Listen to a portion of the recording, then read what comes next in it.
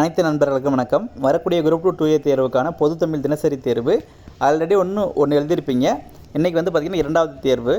ஏற்கனவே நேற்று நடந்த தேர்வு வந்து பார்த்திங்கன்னா ஒரு 200 பேருக்கு மேலே எழுதியிருந்தாங்க நம்ம வெப்சைட்டில். அதே மாதிரி யூடியூப்பில் ஒரு 100 பேருக்கு மேலே பார்த்துருந்தாங்க. வியூஸ் வந்து கம்மியாக தான் போய்ட்டு இருந்தது. காரணம் வந்து நம்ம ரெகுலராக வீடியோ வந்து கொடுக்கல. முடிஞ்ச அளவுக்கு இனிமேல் ரெகுலராக வீடியோ கொடுக்க ட்ரை பண்ணுறேன். கண்டினியூஸாக நமக்கு சேனலுக்கு வந்து சப்போர்ட் பண்ணுங்கள். முடிஞ்ச அளவுக்கு உங்கள் ஃப்ரெண்ட்ஸுக்கு ஷேர் பண்ணி விடுங்க. ஓகேவா? நான் ஏதாச்சும் சொல்கிறேன் அப்படின்னா முடிஞ்ச அளவுக்கு என்ன பண்ணுங்கள், கமெண்ட் பண்ணுங்கள். அதிகமாக நீங்கள் கமெண்ட் பண்ணுறீங்க அப்படின்னாலும் அது வந்து பார்த்திங்கன்னா நமக்கு யூடியூப் வந்து ரெக்கமெண்ட் பண்ணும். இன்னொன்று வந்து குறிப்பாக வீடியோக்கு இடையில் ஆட் வந்துச்சுன்னா தயவு செஞ்சு கொஞ்சம் பாருங்கள். அது கொஞ்சம் எனக்கு கொஞ்சம் சப்போர்ட்டாக இருக்கும். ஏன்னா நம்ம வந்து ஒரு வீடியோ பண்ணுறதுக்கும் கொஞ்சம் எஃபர்ட் போட்டு பண்ணுறோம். அது வந்து பார்த்திங்கன்னா நமக்கு யூடியூப்பில் மட்டும்தான் இப்போதைக்கு வந்து இன்கம் பண்ணுற மாதிரி இருக்குது. மற்ற எதுலேயுமே நமக்கு இன்கம் கிடையாது. இன்ஸ்டாகிராமில் நம்ம போஸ்ட் போட்டாலும் அதுக்கு இன்கம் வராது. அதே மாதிரி நம்ம வெப்சைட்டில் எது பப்ளிஷ் பண்ணாலும் நமக்கு இப்போதைக்கு இன்கம் இல்லை. ஆனால் வந்து நம்ம இதுக்கு முன்னாடி போட்ட வீடியோக்காக நம்ம யூடியூப்பில் மட்டும் ஆட்சன்ஸ் வந்து அப்ரூவ் பண்ணியிருக்காங்க. அதனால் வந்து இதில் மட்டும்தான் எனக்கு அமௌண்ட் வர மாதிரி இருக்குது இப்போதைக்கு. ஆனால் நம்ம வீடியோ போடலை. லாஸ்ட் டைம் வந்து நம்ம குரூப் 4 எப்போ லாஸ்ட்டாக போட்டு விட்டோமோ அதுக்கப்புறமா மானிட்டைசேஷன் ஆகிருச்சு. ஆனால் வந்து வீடியோ வந்து நம்ம அதுக்கப்புறமா போஸ்ட் பண்ணாதனால நமக்கு அதில் இன்கம் எதுவுமே கிடையாது. ஆனால் இனிமேல் போடக்கூடிய வீடியோவுக்கு வந்து இன்கம் வர மாதிரி இருக்குது. முடிஞ்ச அளவுக்கு நீங்கள் அந்த இடையில வரக்கூடிய ஆடை மட்டும் கொஞ்சம் ஃபுல்லாக பார்த்துருங்க தயவு செஞ்சு எனக்காக. ஓகேவா? சரி, வாங்க நம்ம வீடியோக்குள்ளே போயிடலாம். முதல் கேள்வி பாருங்கள். பாரதியாரின் இறுதி கால நூலாக அறியப்படுவதுன்னு கொடுத்துருக்காங்க. பாரதியாரோட காலம்னு பார்த்தீங்கன்னா 1882 1921 வரைக்கும் அவர் வாழ்ந்திருப்பார். இந்த காலகட்டத்தில் அவரோட இறுதி காலத்தில் எழுதின நூல் வந்து பார்த்திங்கன்னா சந்திரிகையின் கதை. இது வந்து பார்த்திங்கன்னா 1920 அவர் எழுத ஆரம்பிக்கிறாரு. 21 வந்து அவர் இறந்து போயிடுறாரு. அப்போது இந்த நூல் வந்து முற்று பெறாமே இருக்குது. இதோட முதல் பாகம் வந்து எழுதியிருக்காரு. ஆனால் இரண்டாவது பாகம் எழுதுறதுக்கு முன்னாடியே வந்து இவர் இறந்துட்டார். அதனால் இந்த நூல் வந்து முற்று பெறலை. ஓகேவா? அப்போது இதுக்கான ஆன்சர் வந்து சந்திரிகையின் கதை தான் கரெக்டு. இன்னொரு கேள்வி கேட்பாங்க. பாரதியாரோட முப்பெரும் பாடல்னு கேட்பாங்க. அந்த முப்பெரும் பாடல் என்னென்னாக்க, ஒன்று வந்து பாஞ்சாலி சபதம், ரெண்டாவது வந்து குயில் பாட்டு, மூணாவது கண்ணன் பாட்டு. ஓகேவா? அதாவது பாஞ்சாலி சபதம், குயில் பாட்டு, கண்ணன் பாட்டு, இது மூணு வந்து பார்த்திங்கன்னா பாரதியாரோட முப்பெரும் பாடல்னு சொல்லுவாங்க. பாப்பா பாட்டு வருது, அதுலேயும் பாட்டு இருக்கிறதுனால அதை வந்து சேர்க்கக்கூடாது. அந்த பாப்பா பாட்டை மட்டும் தனியாக எடுத்துகிட்டு அதுக்கு பதிலாக பாஞ்சாலி சபதத்தை சேர்த்துக்கோங்க. இது மூணு தான் வந்து பார்த்திங்கன்னா நமக்கு முப்பெரும் பாட்டுன்னு சொல்லுவாங்க. இன்னொன்று ஞானரதம் அப்படின்றது வந்து பார்த்திங்கன்னா தமிழில் தோன்றிய, அதாவது தமிழில் இருக்கக்கூடிய முதல் உரைநடை நூல்னு சொல்லுவாங்க. ஓகேவா? இது எழுதினது யாருன்னா பாரதியார் எழுதியிருக்காரு. பாரதியாரோட இன்னொரு உரைநடை நூல் என்னென்னு பார்த்தீங்கன்னா நமக்கு தராசு. ஓகேவா? அதாவது தராசு, ஞானரதம், இது ரெண்டுமே வந்து பாரதியாரோட உரைநடை நூல்கள். ஓகேவா? அடுத்த கேள்வி பார்க்கலாமா? அடுத்த கேள்வி என்ன கொடுத்துருக்கான்னு பாருங்கள். தமிழில் தோன்றிய முதல் புதினம் அப்படின்னு சொல்லி கேட்டிருக்காங்க. சரி, இதுக்கான ஆன்சர் வந்து பார்த்திங்கன்னா பிரதாப முதலியார் சரித்திரம். ஓகேவா? இதுக்கு பி தான் சரியான ஆன்சர். இந்த புதினத்தை யார் எழுதுனாங்க அப்படின்னு பார்த்தீங்கன்னா மாயூரம் வேதநாயகம் அப்படின்றதான் எழுதியிருக்காரு. ஓகேவா? மாயூரம் வேதநாயகம் அப்படின்றதான் எழுதியிருக்காரு. ஓகேவா? தமிழின் முதல் புதினம் அப்படின்னு கேட்டாங்கனாக்க பிரதாப முதலியார் சரித்திரம். ஓகேவா? அடுத்த கேள்வி. தமிழ் புதின இலக்கிய வளர்ச்சியில் பெரியதொரு திருப்பு முனையை ஏற்படுத்தியவர். நமக்கு இதே மாதிரி தான் இப்போ லாஸ்ட்டாக கேட்டாங்க என்னென்னாக்கா அந்த பொது கவிதையை வந்து தொடக்க காலத்திலேயே செழுமைப்படுத்தியவர்னு கேட்டிருந்தாங்க குரூப் 4. அதே மாதிரி தான் இதுவும் இருக்கும். போன டைம் அது கேட்டாங்க, ரிப்பீட் பண்ண மாட்டாங்கன்னு நான் நம்புகிறேன். அதனால் வந்து அதே மாடலில் இருக்கக்கூடிய இன்னொரு கொஸ்டின் இது. ஓகேவா? இது நீங்கள் பார்த்துக்கோங்க. இது கேட்கறதுக்கு அதிகமான வாய்ப்பு இருக்குது.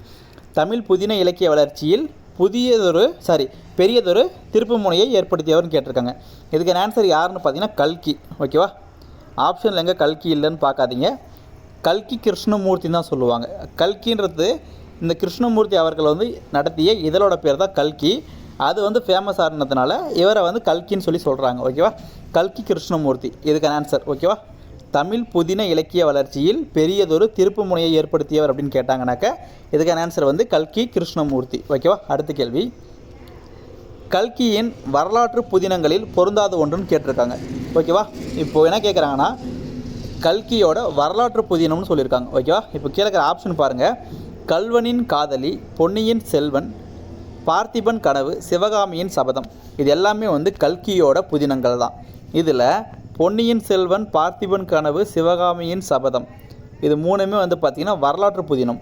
இப்போ எது பொருந்தல் அப்படின்னா நமக்கு ஏதான் பொருந்தாது. ஓகேவா? கல்வனின் காதலி அப்படின்றது வந்து பார்த்திங்கன்னா அது வந்து சமுதாய புதினமாக வரும். அங்கே வந்து பார்த்திங்கன்னா அது வரலாற்று புதினத்தில் இடம்பெறாது. ஓகேவா? அடுத்த கேள்வி. ஒரு பொறுத்துக்க கொடுத்துருக்காங்க. சாண்டில்யன் அவர் வந்து என்ன எழுதியிருக்காரு பார்த்தீங்கன்னா ராஜதிலகம் அப்படின்ற ஒரு புதினத்தை எழுதியிருக்காரு. ஓகேவா? சாண்டில்யன் வந்து ராஜதிலகம் அப்படின்ற புதினத்தை எழுதியிருக்காரு. அடுத்ததாக கண்ணதாசன் இவர் வந்து பார்த்திங்கன்னா சேரமான் காதலி, அடுத்ததாக கருணாநிதி வந்து ரோமாபுரி பாண்டியன், மு வரதராசன் வந்து நெஞ்சில் ஒரு முள். ஓகேவா, இதுக்கான ஆன்சர் வந்து பார்த்தீங்கன்னா 4231 தான் கரெக்டான ஆன்சர். 4231ன்றது நமக்கு சியில் இருக்குது, சி தான் சரியான ஆன்சர். ஓகேவா, இன்னொரு டைம் பார்த்துக்கோங்க.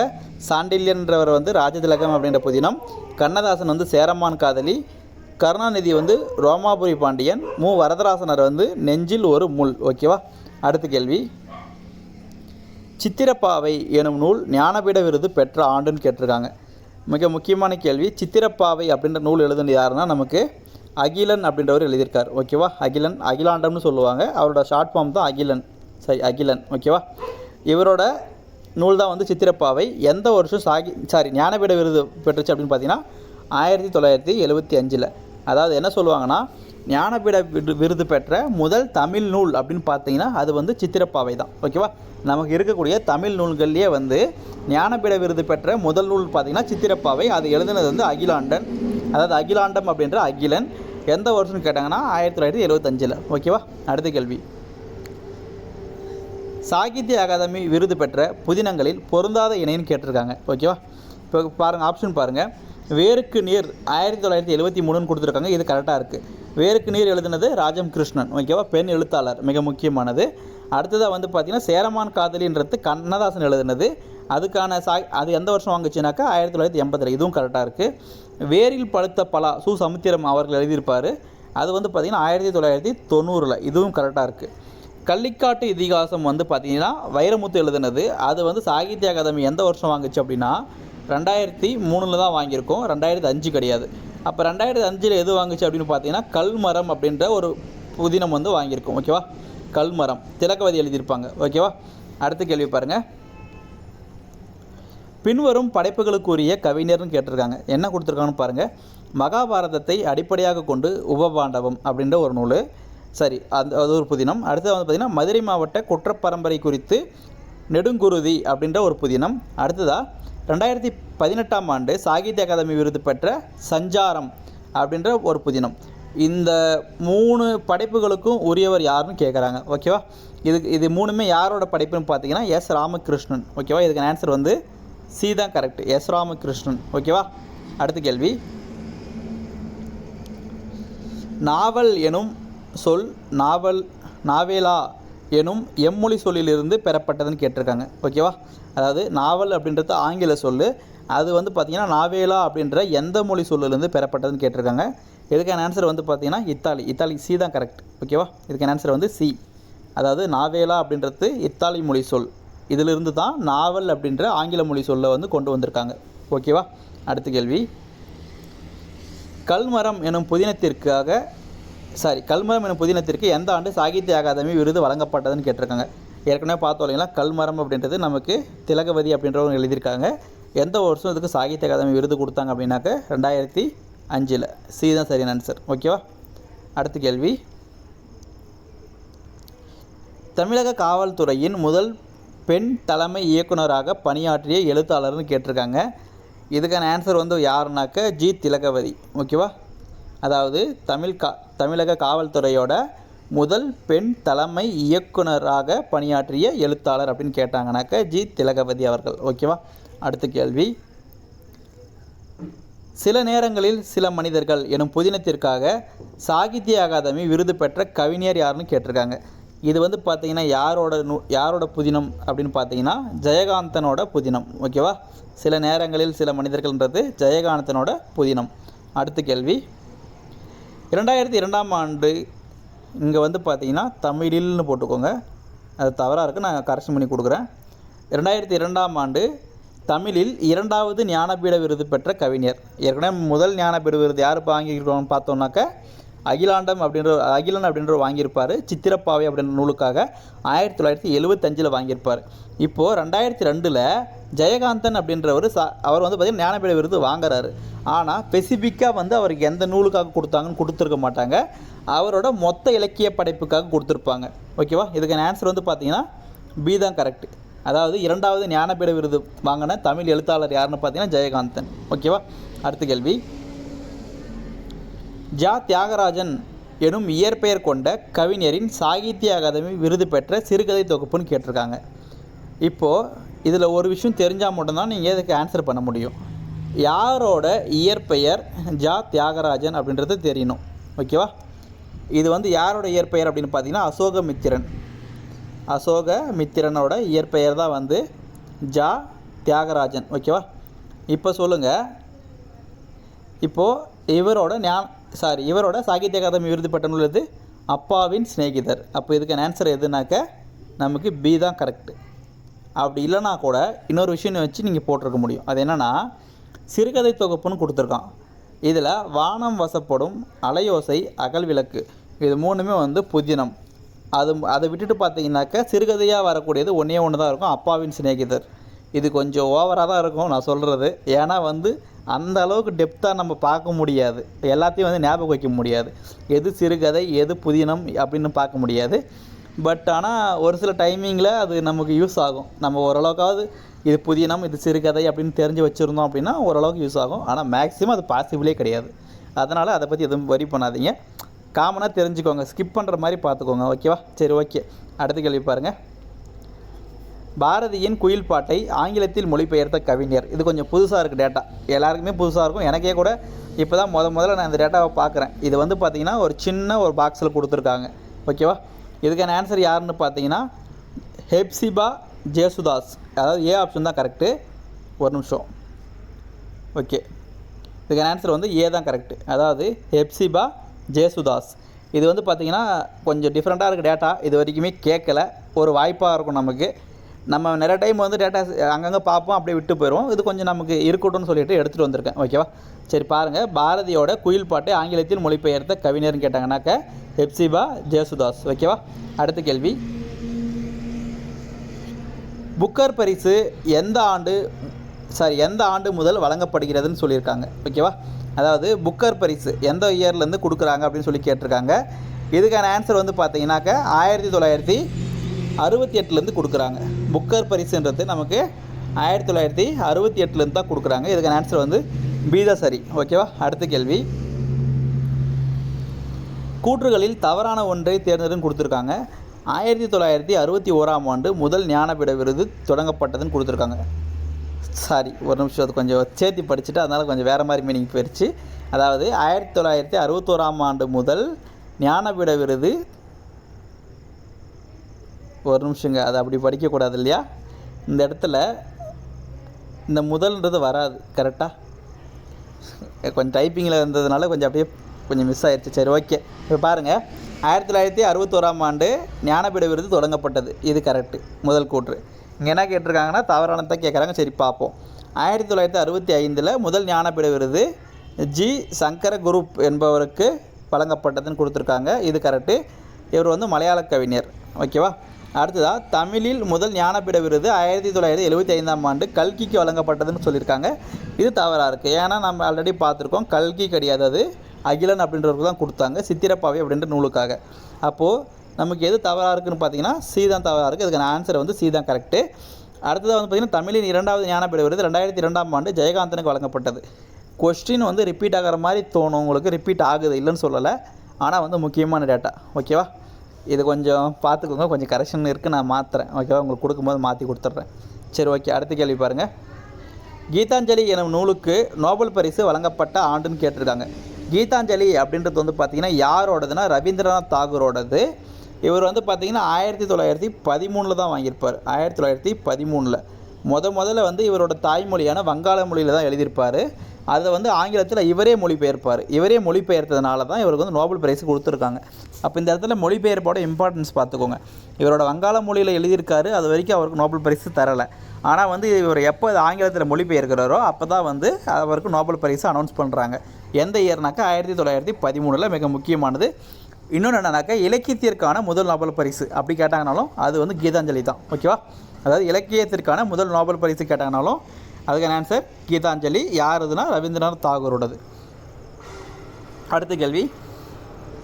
நாடகவியல் எனும் நூலின் மூலம் நாடகத்திற்கு இலக்கணம் வகுத்தவர். மிக முக்கியமானதுங்க. நாடகவியல் அப்படின்ற நூல் நீங்கள் ஏற்கனவே பார்த்துருப்பீங்க. நாடகவியல் அப்படின்னா யார்? நமக்கு பரிதிமாற் கலைஞர். இதுவே நாடக தமிழ்னு கேட்டாங்கன்னா பம்மல் சம்பந்தனார். பம்மல் சம்பந்தனார் வந்து நாடக தமிழ். ஓகேவா?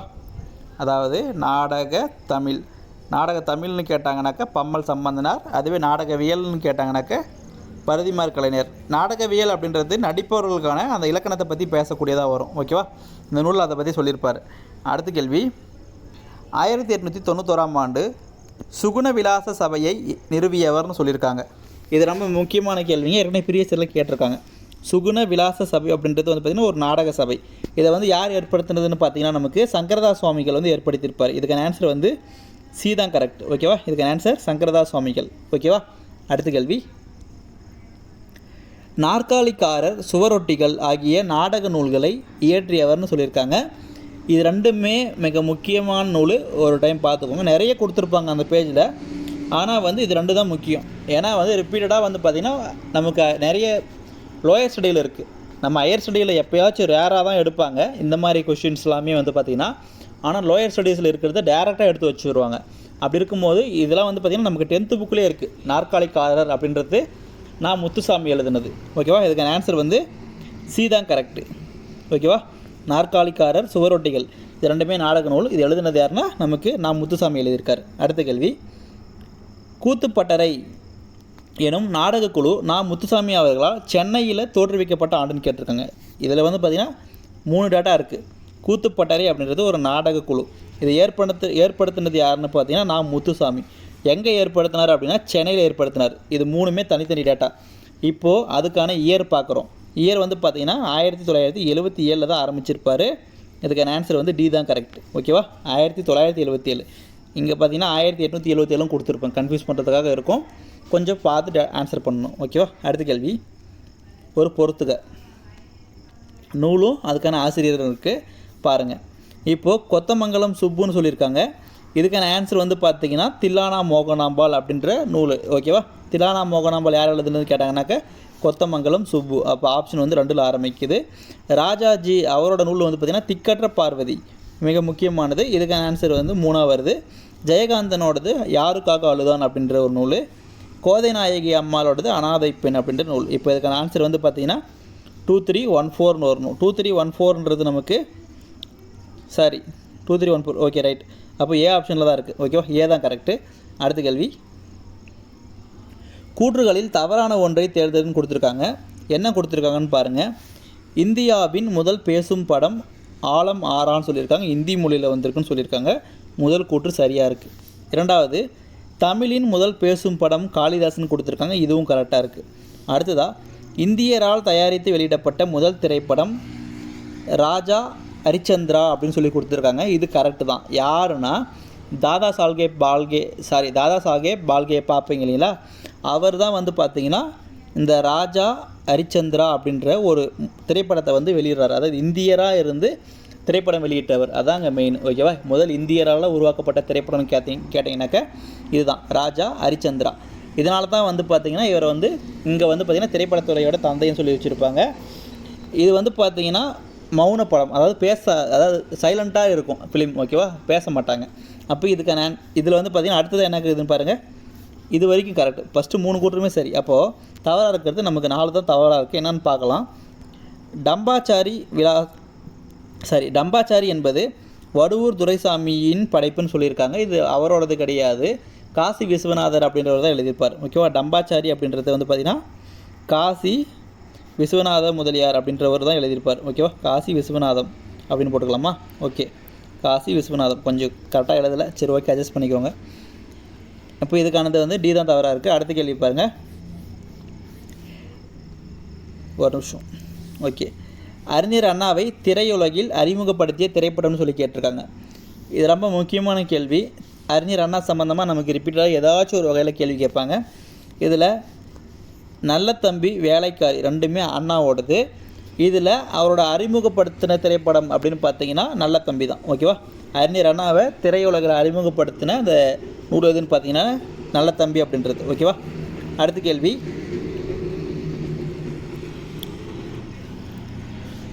நடிகர் சிவாஜி கணேசன் எந்த ஆண்டு தாதா சாஹேப் பால்கே விருது பெற்றார்னு சொல்லி கேட்டிருக்காங்க.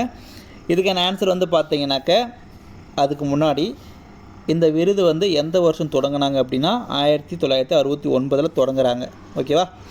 இந்த விருது வந்து சிவாஜி கணேசன் எந்த வருஷம் வாங்கினார் அப்படின்னு பார்த்தீங்கன்னா 1996. அதாவது இந்த இயர் அப்படியே திருப்பி போட்டிங்கனாக்க, அதாவது 69ன்னு இருக்கிறது அப்படியே திருப்பி போட்டிங்கன்னா 96ன்னு வரும். இது வந்து ஆரம்பித்த வருஷம். இது வந்து சிவாஜி கணேசன் வாங்கியிருப்பார்.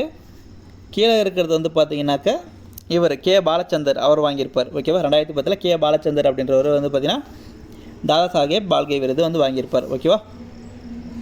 அடுத்த கேள்வி, முதல் தேசிய விருதை பெற்ற தமிழ் திரைப்படம்னு கேட்டிருக்காங்க. ரொம்ப முக்கியமானது இங்கே பார்க்க வேண்டியது தமிழ் திரைப்படம். தேசிய விருது வாங்கின முதல் தமிழ் ஃபிலிம் எதுன்னு கேட்டிருக்காங்க. இதுக்கான ஆன்சர் வந்து பார்த்திங்கன்னா மலைக்கல்லன். இது எழுதுனது யாருன்னா நமக்கு நாமக்கல் கவிஞர் எழுதுனது. ஓகேவா, மலைக்கல்லன்ன்றது நாமக்கல் கவிஞர் எழுதுனது. அதை வந்து திரைப்படமாக வந்து உருவாக்கியிருக்காங்க. அந்த திரைப்படம் தான் அதுதான் வந்து பார்த்திங்கன்னா முதல் தேசிய விருது வாங்கின தமிழ் திரைப்படம். ஓகேவா.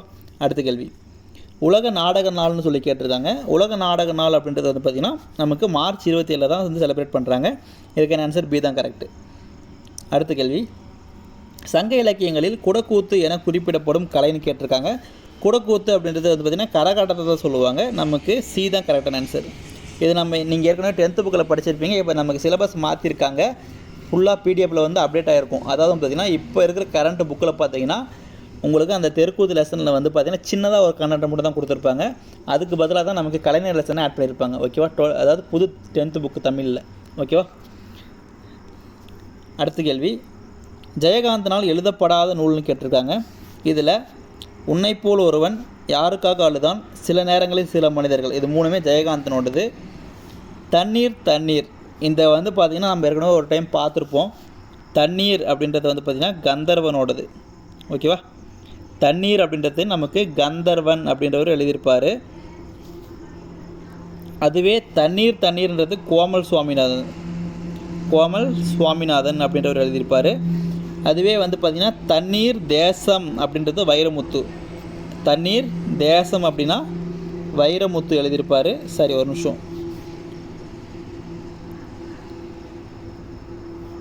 நிமிஷம் இருங்க. ஓகே, வைரமுத்து. அடுத்ததாக வந்து பார்த்திங்கன்னா தண்ணீர் யுத்தம் அப்படின்றது வந்து பார்த்திங்கன்னா சுப்ரபாரதி மணியன் எழுதியிருப்பார். தண்ணீர் யுத்தம் அப்படின்ற நூல் வந்து பார்த்திங்கன்னா சுப்ரபாரதி மணியன். ஓகேவா, இது மூணுமே வந்து கொஞ்சம் கரெக்டாக பார்த்துக்கோங்க. அதாவது 4 இருக்கும் மொத்தமாக. அதாவது தண்ணீர் அப்படின்னா கந்தர்வன், அவரோட இயற்பெயர் தான் வந்து நாகலிங்கம்னு சொல்லுவாங்க. தண்ணீர் தண்ணீர்னா கோமல் சுவாமிநாதன். தண்ணீர் தேசம்னா வைரமுத்து. தண்ணீர் யுத்தம்னாக்க நமக்கு சுப்ரபாரதி மணியன். ஓகேவா, இது 4மே ரொம்ப முக்கியம். மொத்தமாக 30 கேள்விக்கும் எக்ஸ்ப்ளனேஷன் பார்த்துருக்குறோம். இந்த இதில் வந்து ஏதாச்சும் வந்து உங்களுக்கு டவுட்டாக இருக்குது அப்படின்னா நீங்கள் குரூப்பில் கேட்கலாம். நம்ம அங்கே டிஸ்கஸ் பண்ணிக்கலாம். முடிஞ்ச அளவுக்கு எனக்கு தெரிஞ்ச வரைக்கும் நான் சொல்லியிருக்கிறேன். ஒரு சில டைமிங்கில் வந்து ஒரு சின்ன மிஸ்டேக் இருக்கலாம். ஓகேவா, அதை அட்ஜஸ்ட் பண்ணிக்கோங்க. எதனா டேட்டா நான் தவறாக சொல்லியிருந்தேன் அப்படின்னாலும் அதையும் சொல்லுங்கள், கமெண்ட்டில் தெரிவிங்க. நம்ம அதை சரி பண்ணிக்கலாம். ஓகேவா, வீடியோ பிடிச்சிருந்துச்சு அப்படின்னா ஒரு லைக் பண்ணிக்கோங்க. முடிஞ்ச அளவுக்கு உங்கள் நண்பர்களுக்கும் ஷேர் பண்ணுங்கள். ஓகேவா, தேங்க்யூ. இதுக்கான டெஸ்ட்டுக்கான லிங்க் வந்து நான் கீழே டிஸ்கிரிப்ஷனில் கொடுத்துறேன். நீங்கள் எழுதி பாருங்கள், மறக்காமல் எழுதி பாருங்கள். ஓகேவா, வீடியோ முடிச்சுக்கலாம்.